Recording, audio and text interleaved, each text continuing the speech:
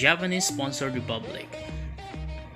So nagkaroon lang ng konting panahon o taon ang pananakop na napasailalim tayo sa kamay ng mga Amerikano dahil dumating na rin ang mananakop na Hapones dito sa Pilipinas. So even the Commonwealth government was again a brief interlude with the advent of the Japanese, which paved the way for the institution in the country of the Japanese-sponsored republic with Jose P. Laurel as their president. The same was formally established on October 14, 1943 amidst the uncertainty and the hopelessness under Quezon's in exile. But the same was proclaimed dissolved no less than by the President Laurel himself on August 17, 1945.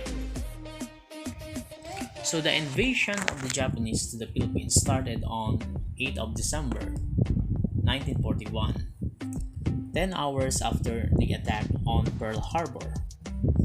As at Pearl Harbor, American aircraft were severely damaged in the initial Japanese attack. Lacking air cover, the American Asiatic Fleet in the Philippines withdrew to Java on 12 December 1941. General Douglas MacArthur was ordered out, leaving his men at Corridor on the night of 11 March 1942 for Australia, 4,000 kilometers away.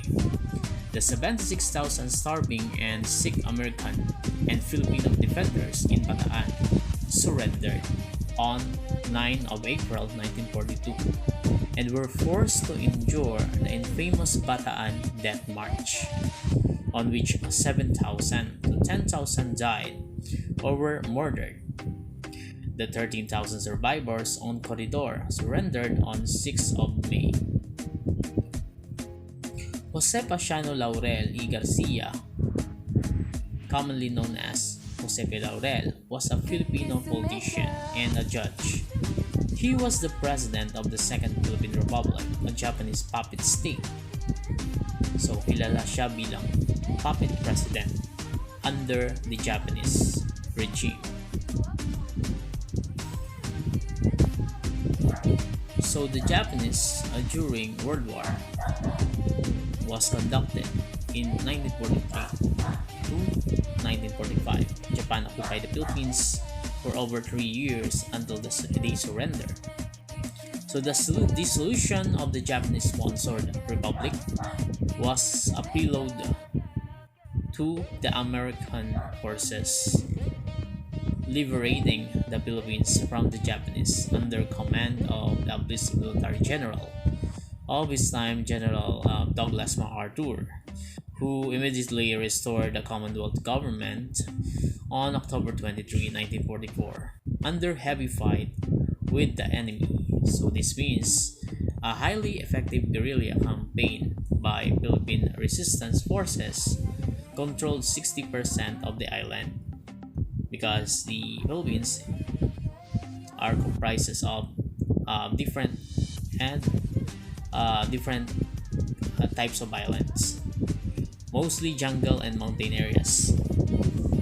So MacArthur supplied them by submarine and sent reinforcement and officers. Filipino remained loyal to the US partly because of the American guarantee of independence, and also because the Japanese had pressed large numbers of Filipinos into work details and even put young Filipino women into a brutal slave. So General Douglas MacArthur kept his promise to return to the Philippines on 20 of October 1944.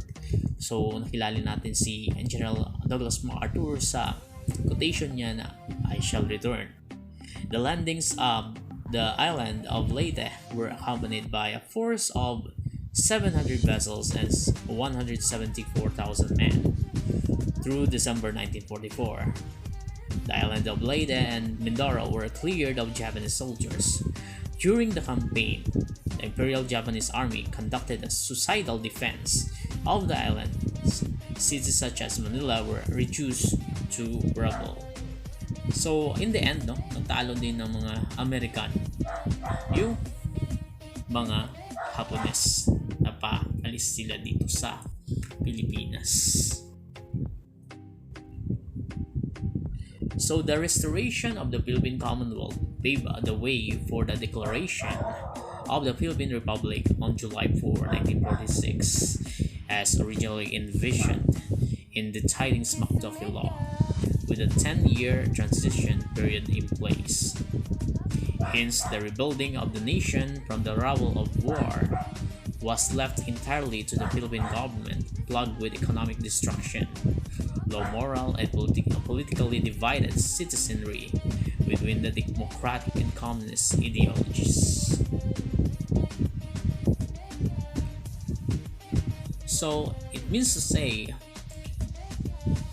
after the war in the Philippines, the Commonwealth was restored, and a 1-year transitional period in preparation for our independence, wherein also the Filipino people began to rebuild their ruined country in preparation for independence.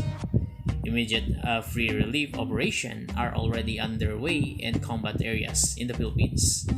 And behind the lines, the army is conducting a sale relief to supply the people with basic needs. Restoration of necessary public works has been undertaken by the army on a temporary basis. So, on the other hand, low moral and politically divided citizenry between the democratic and communist ideologies that lead to the communist movement. So, dito na po yung communism, no? Dito rin nabuo yung pagtatayo ng New People's Army na hanggang ngayon ay nag-exist pa rin. So the communist movement has had multiple periods of popularity and relevance to the national affairs of our country, most notably during the Second World War and the martial law era of the Philippines. So currently, the communist movement underground and considered an insurgent movement by the armed forces of the Philippines. So, ibig sabihin ng insurgent movement ng communist movement, no? Ibig sabihin nito, pinutugis nila yung gobyerno. So, gusto nilang i-overthrow yung government. Yun yung isa sa mga adhikain ng mga komunista.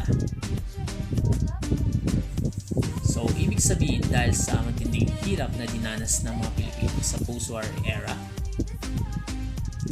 nahati ang kanilang kaisipan sa dalawa higit pa. Ang iba ay sinunod ang demokratikong sistema ng government, ngunit meron pa ring bumuo ng rebellion na may adhikain na palitan ang gobyerno or to overthrow the government.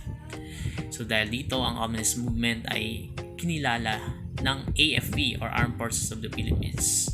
So bilang kilusang komunista na may adhikain at layunin na sumalungat sa kagustuhan at sistemang pinapatupad ng gobyerno sa panahong iyon.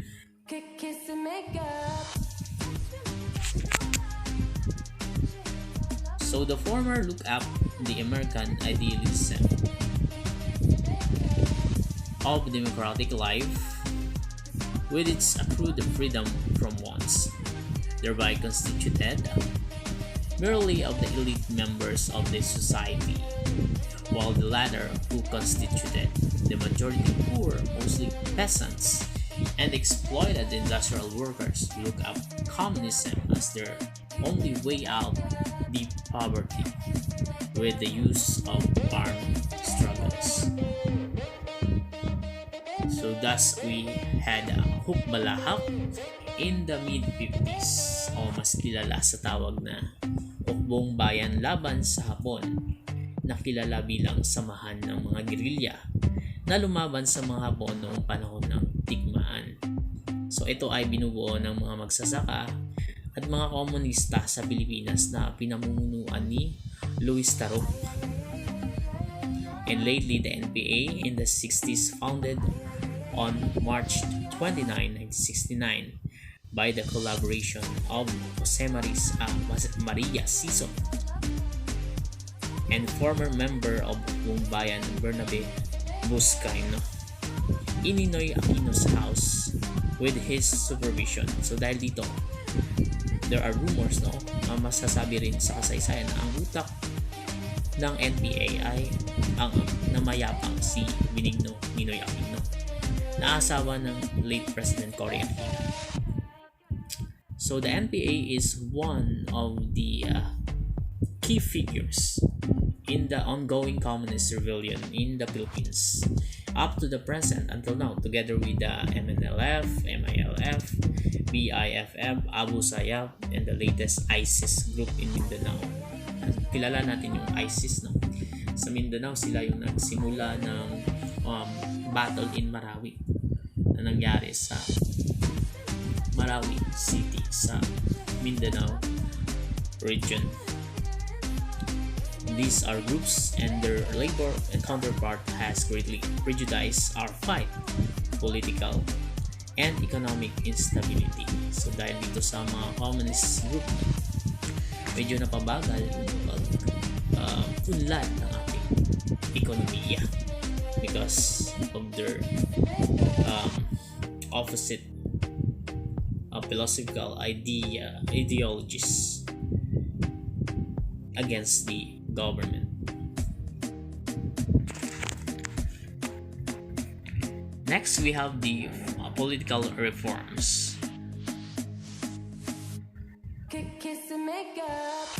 So the height of communist struggle both in the country and urban sector, with the universities being penetrated and the youth, especially the student sectors, anywhere in the Philippines demanding for political reforms, particularly against corruption in the government-induced what is known in the Philippine history as the first quarter storm, fought mostly in the university belt. So in addition to this, the first quarter storm is often shortened into acronym FQS, was a period of civil unrest in the Philippines which took place during the first quarter of the year 1970.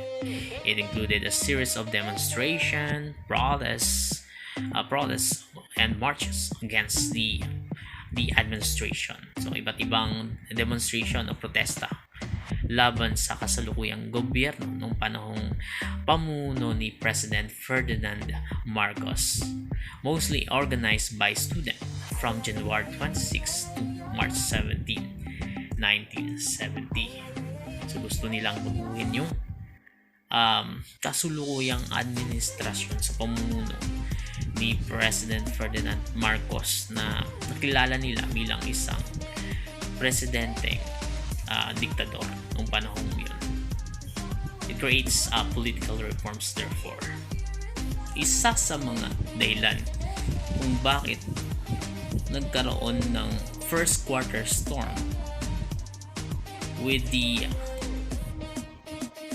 power of the student, no, because of the influence of the communist group, no, sila yung nag-recruit ng mga student para sumali sa kanilang adhikain na kontrahin ang kasalukuyang government na pinamumunuan ni President Ferdinand Marcos.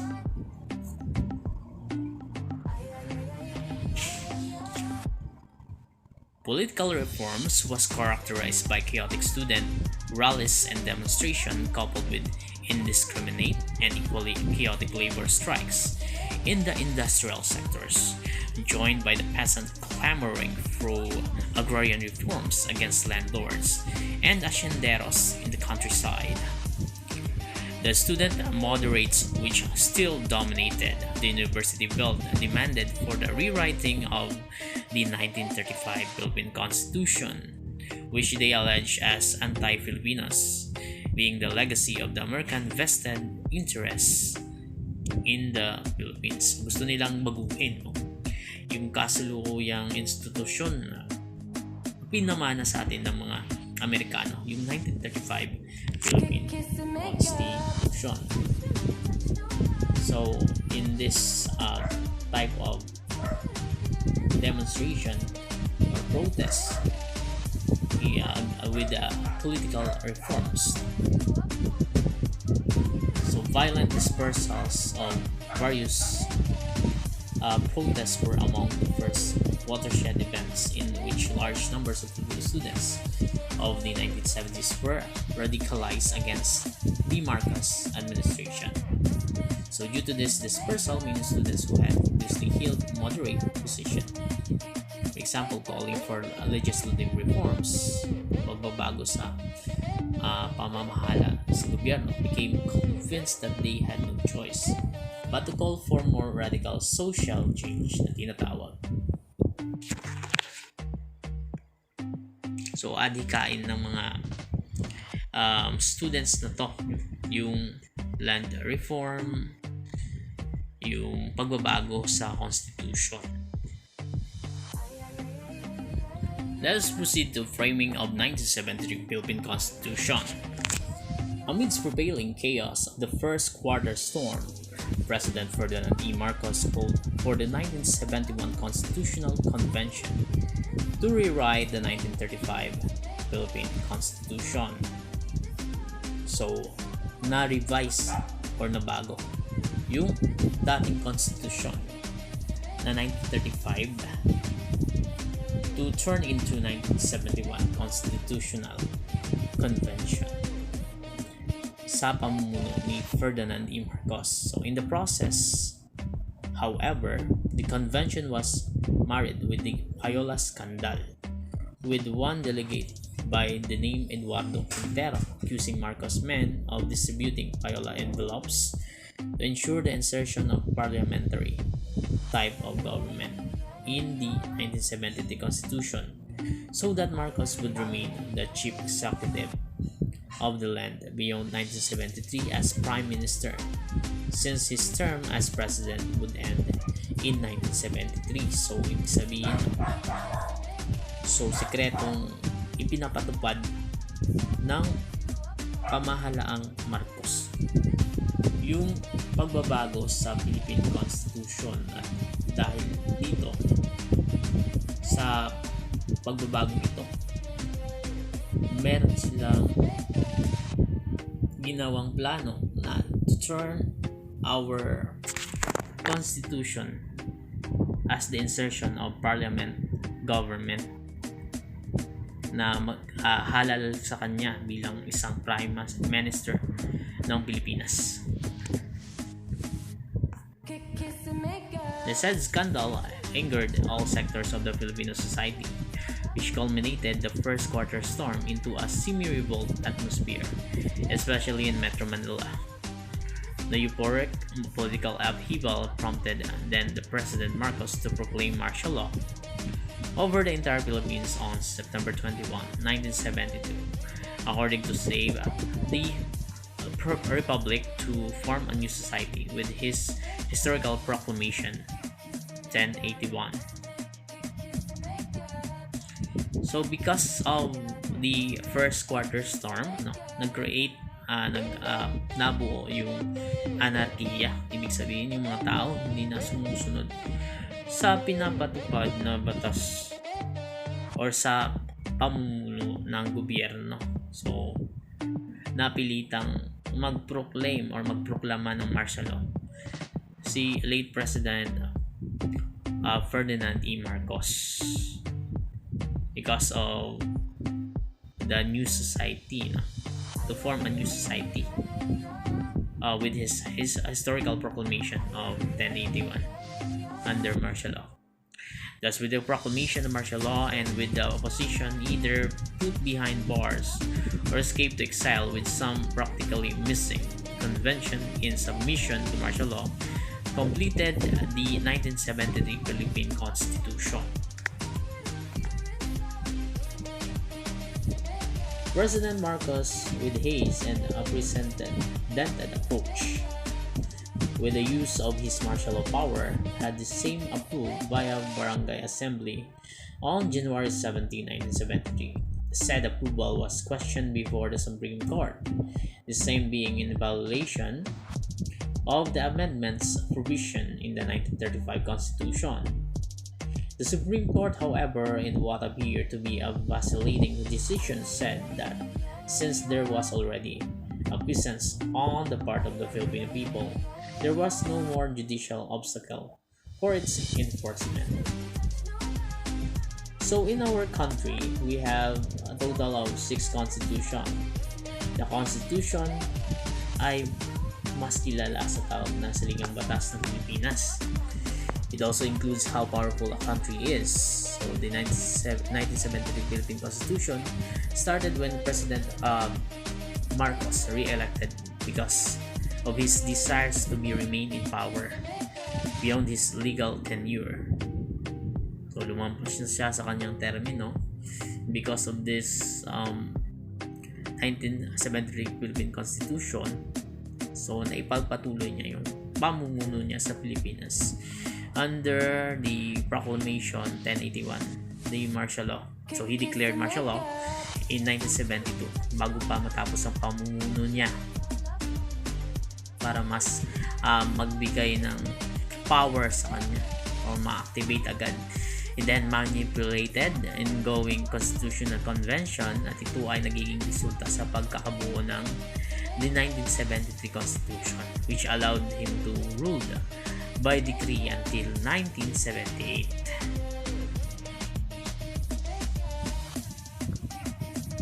Martial law era. Martial law era was made possible with several amendments in 1973 Constitution and the Supreme Court's pronouncement that the same was political question and therefore beyond the jurisdiction of the court. Hence, prolonging martial law had become absolutely discretionary upon President Marcos, with his dictatorial rule and the military arm as the primary executor and implementer. So the Proclamation 1081, which placed the entire Philippines under martial law, was signed by our former President Ferdinand Marcos. There are lots of amendments in the 1973 Constitution and the Supreme Court pronouncement because of this martial law. So under this proclamation, the Court of Appeal doesn't have the official power to make any decision.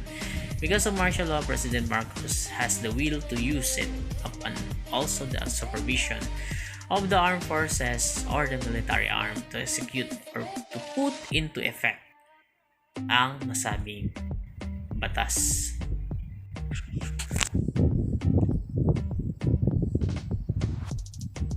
The martial law era was characterized with terror,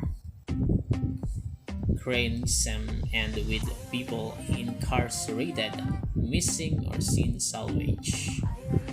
So, because of this martial law, unti-unting na-violate yung human rights. So, the rich opposition live in exile, while the poor who oppose the martial law joined the NPA or the New People's Army. But the mute and submissive majority live in submission, hoping that martial law would somehow bring a difference in terms of improving their lives under the reformed society with disciplined citizenry as promised. So meron pa rin ilang mga Pilipino ang umaasa na mababago ang sistema ng buhay nila because of this martial law. But majority of the Filipino joined the NPA, the New People's Army, revolt against this present administration under the late President Ferdinand E. Marcos.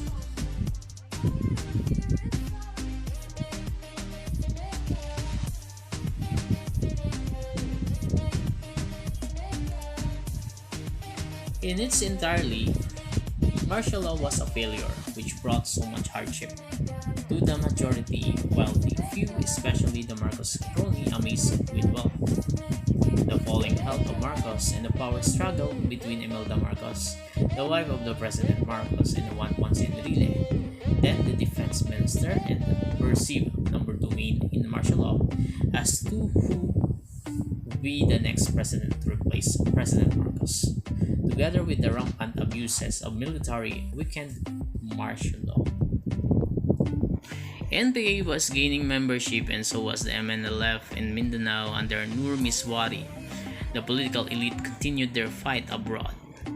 The Philippine Constabulary, now Philippine National Police or the PNP, was loyal to General Fidel B. Ramos. The armed forces was divided between General Fabian Ver Imelda, loyalists, and Juan Ponce Enrile, with the young officers headed by Colonel Gringo Hunasan under his reform, the armed forces movement, and the disgruntled ground commanders who felt being exploited by the people on top. EDSA Revolution. EDSA Revolution began by the killing of Benigno Aquino Jr., famous known as Ninoy, at Tarmac Naiya upon his return on August 21, 1983. So si late Benigno Aquino Jr. na mas kilala natin sa pangalang Ninoy, ang isa talaga sa tumaliksa or nag-criticize ng pamumuno ng late President Ferdinand E. Marcos. There are some rumors na si Marcos yung nasa likod ng pagpatay kay Benigno Aquino Jr. pero hanggang sa ngayon, di pa rin nare-resolba ang kasong ito. Facilitated down the fall of martial law, for Ninoy was considered the national symbol of anti-martial law movement. So yung pagkamatay niya, no? Yun yung pumukaw sa damdamin ng mga tao na pabagsakin na ang diktadoryang Marcos. The people in unison condemned the killing and with courage attended his funeral in peace defiance of martial law. The start of EDSA Revolution. The killing of Benigno Aquino Jr. or mas kilala bilang si Ninoy at the Tarmac Naiya upon his return on August 21, 1983 facilitated the downfall of martial law. For Ninoy was considered the national symbol of anti-martial law movement. So yung pagkamatay ni Ninoy Aquino, na kilalang aggressive leader who together with the intellectual leader Senator Jose Diokno lead the overall opposition para mapabagsak ang rehimeng Marcos. Shortly after the imposition of martial law, Aquino was arrested in 1972 because of murder case and subversion, which means he systematically attempt to overthrow the government, and along with others associated with the New People's Army, armed insurgency, and incarcerated for 7 years. So upon the death of Benigno Aquino Jr., the people condemned the killing and with courage attended his funeral in peaceful defiance of martial law. Thus, the President Reagan, in attempt to save Marcos' rule without harming his posture as champion of democracy.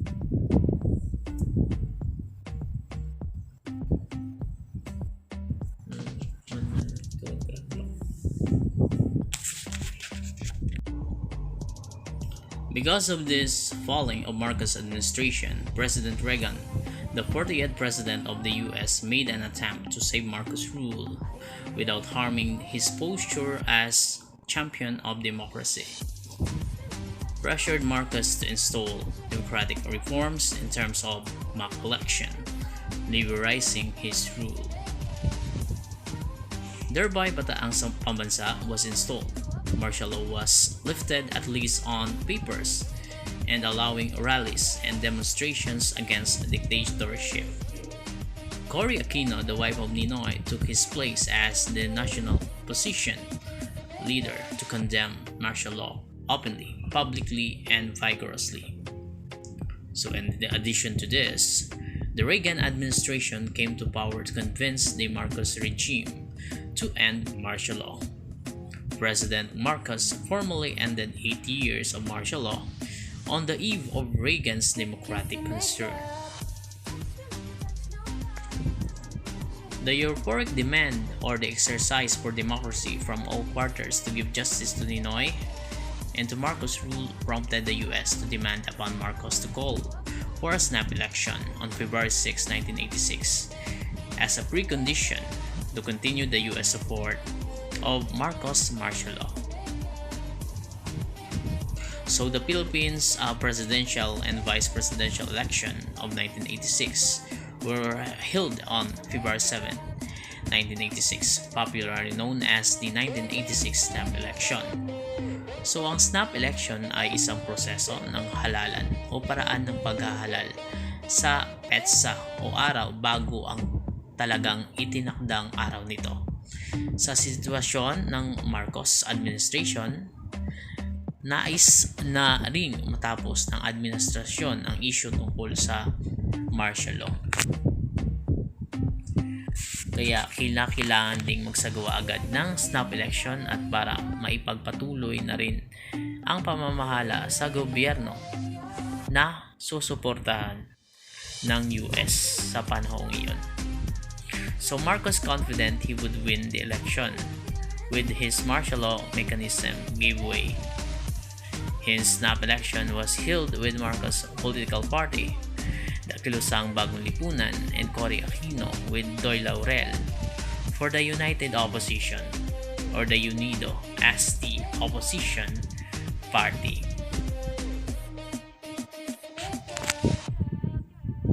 The Batasang Pambansa or the Congress, the official government agency authorized to canvass the votes of the president and vice president and to proclaim the winning presidential and vice presidential candidates, proclaimed Marcos and Tolentino as winners amidst accusation of rampant frauds perceived to have been committed no less by the Commission on Election to manipulate the election result.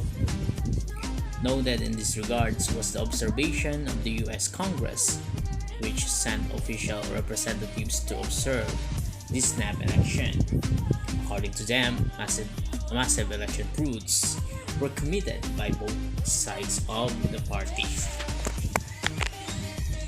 So ang election fraud, sometimes referred to as electoral fraud, ay isang taktika sa politika kung saan minamanipulate or minamanipula ang boto ng mamamayan na hindi umaayon o sa madaling salita lumalabag sa nararapat na proseso ng eleksyon. Dahil nga nagkaroon ng supervision ng US Congress sa snap election, napatunayan nila na ang partido ng kasalukuyang administrasyong Marcos at ang oposisyon na pinamumunuan ni Cory Aquino ay lumabag o nandaya sa naisagawang snap election. So, para silang nandaya sa eleksyon na iyon ayon sa supervision ng US Congress.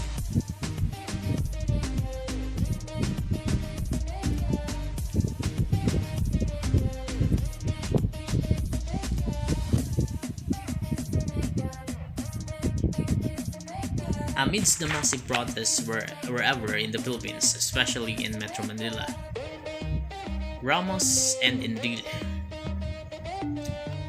in a joint media conference on February 22, 1986, Saturday at 6 p.m. was overheard proclaiming their severance from Marcos government, since they said it was Cory Aquino and Doy Laurel who really won the election. Therefore, Marcos was no longer the legitimate president immediately, but Aquino, the brother of Ninoy, and Cardinal Sin called the people to go to EDSA to support Ramos and Enrile, who were in campaigning at Campo Crame and Campo Ganaldo respectively.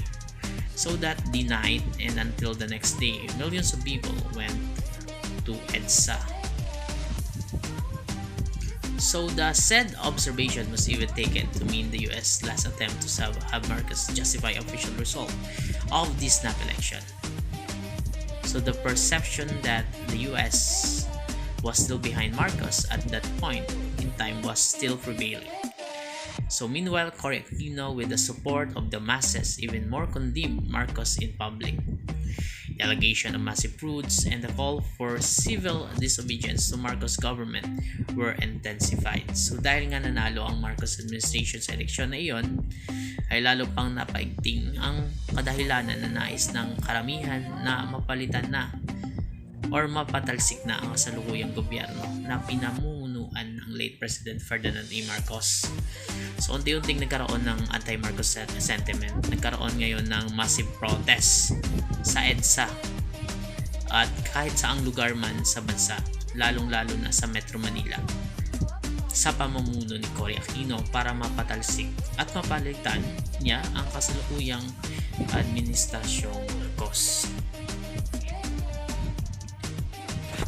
The indecisiveness of Marcos to take positive steps in resolving issues emboldened the masses to go to EDSA in festive mode, and at the same time weakened the morale of the soldiers who remained loyal to him. Thus, starting the second day of EDSA revolution, soldiers started to defect from their commander-in-chief towards the people. This was done by their group commanders announcing they were leaving Marcos to join the people's cause. So dahil nga naniniwala si Fidel B. Ramos at si Juan Ponce Enrile na si Cory Aquino talaga ang nanalo, nagkaroon din ng pagbabago sa armed forces. So unti-unting lumabag na sa kagustuhan ng pamuno ang Marcos ang mga sundalo to join the People Power Revolution in EDSA. So, eto ang naging dahilan para maihalal si Cory Aquino as the new president. So, sa panahong ito, naging dalawa ang presidente ng Pilipinas. So that on the fateful Tuesday on February 25, 1986, Cory Aquino took her oath as the President of the Republic as a revolutionary president at Club Filipino, San Juan City, Metro Manila, while Marcos simultaneously also took his oath in Malacanang as re-elected president.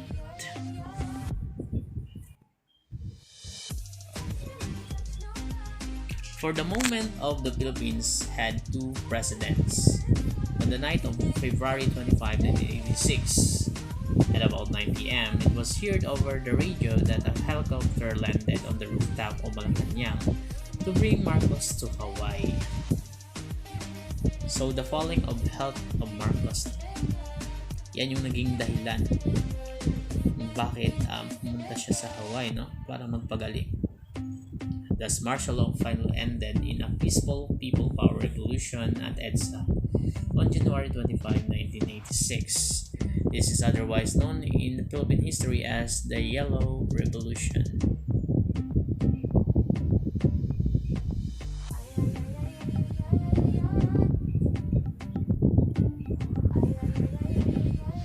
The lesson of martial law. The lesson of martial law tells us that never again should the same be allowed to in place at any time, anywhere in the country, for whatever reason, so that never again the same atrocities should happen.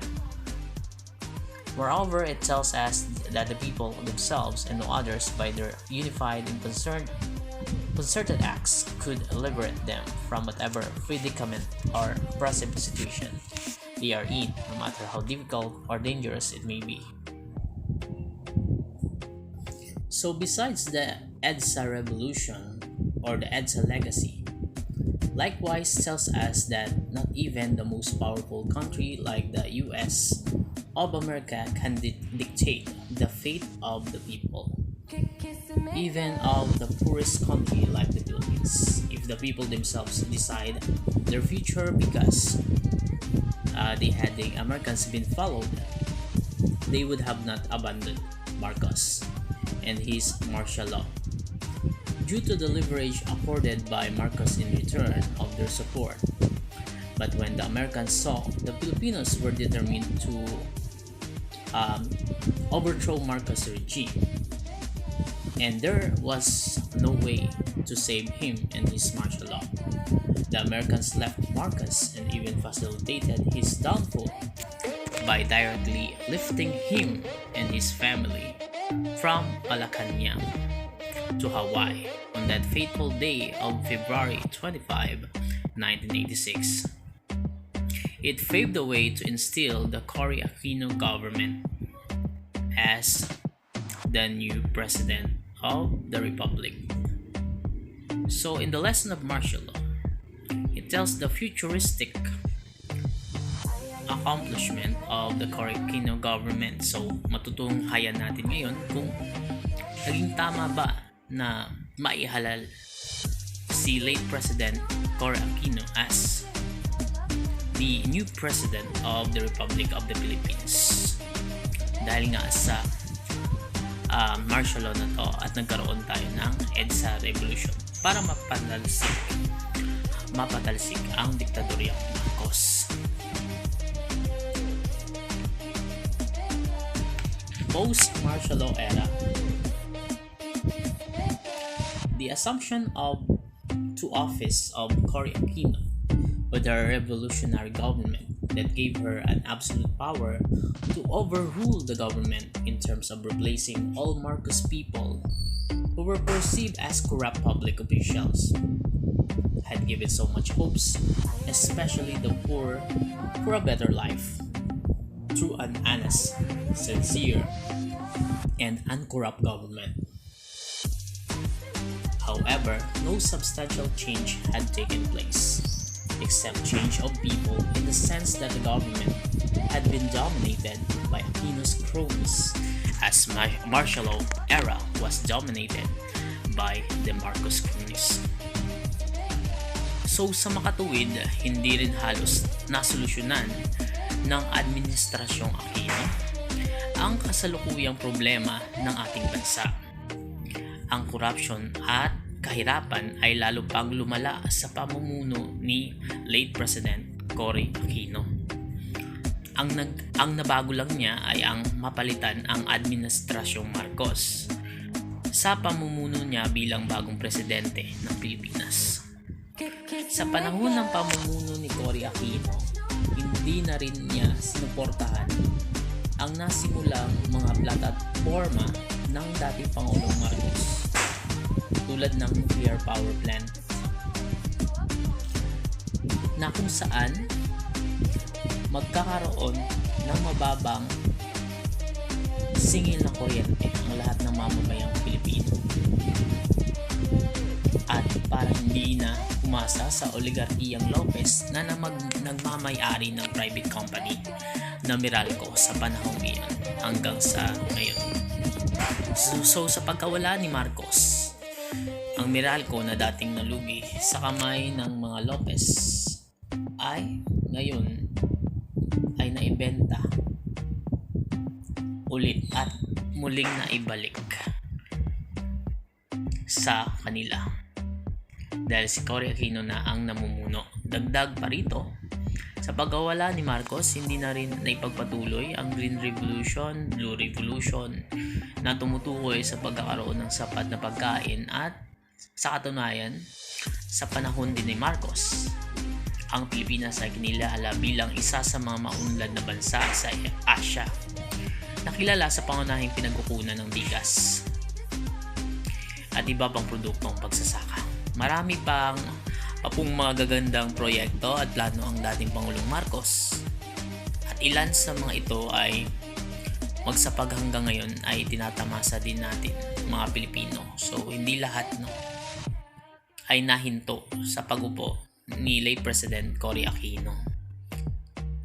So ilan sa mga ito na naibahagi ng dating Pangulong Marcos ay tulad ng libreng edukasyon sa lahat sa paraan ng pagpapatayo sa mga naitayong universidad o universidad sa iba't ibang sulok ng bansa.